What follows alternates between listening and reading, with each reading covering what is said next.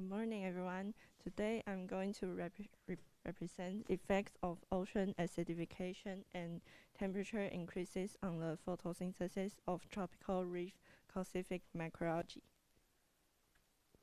And climate change is increasing atmosphere CO2 levels. A large amount of this CO2 is absorbed by the ocean, causing ocean acidification. As seawater pH decreases, the proportion of dissolved inorganic carbon changes.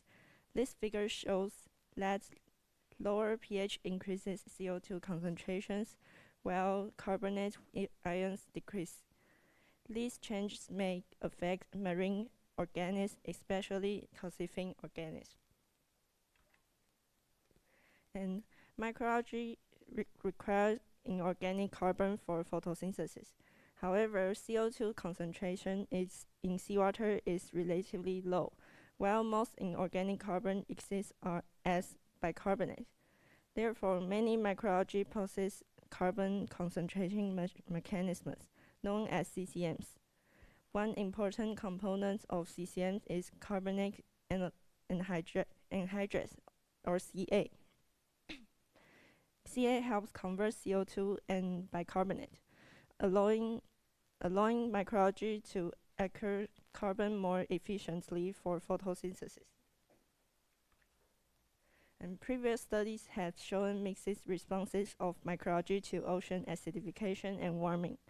Some species showed enhanced photosynthesis under elevated CO2, while others showed reduces photosynthesis performance or no significant change. This suggests that responses may vary among species. Therefore, understanding species and specific physiological responses is important. And these studies investigate 4 groups of tropical calcific macroalgae. These including Helimeta cunita, and this is green algae. And Panida gymnospora is brown algae, and Trisiocarpa cylindrica is red, and coastal coralline algae. These algae are important components of tropical reef ecosystems and contribute to calcium carbonate production. And the purpose of this study was to investigate the effects of ocean acidification and seawater warming on photosynthesis and carbon and hydrogen activity in intertidal calcific macroalgae. And the hypothesis was that this environmental change would not significantly affect photosynthesis or Ca activity in these species. And the experiments were conducted in a tropical reef mesocone system in Brazil. Natural seawater was continuously pumped from a nearby reef into experimental tanks. The researchers controlled seawater pH and temperature to simulate future ocean conditions. A total of 16 tanks were used in the experiments. And the study including 2 separate experiments. The acidification experiments uses different pH treatments, ranging from present-day seawater conditions to extreme acidification. The temperature experiments test seawater warming from +1 to +4.5 degrees Celsius. These treatments simulated possible future ocean scenarios. And the photosynthesis performance was measured using PA and fluorometry. Fe over Fm means photosynthesis efficiency, and ETR max indicates maximum photosynthesis capacity. YNO reflects photo damage, while YNPQ represents photoprotective ability. These parameters help evaluate how macroalgae responded to environmental stress. Since Ca involved in carbon uptake, The researcher also measured Ca activity after the acidification experiment. Ca activity was estimated by measuring how quickly pH changed and after adding CO2 saturated water. Faster pH change indicates higher Ca activity.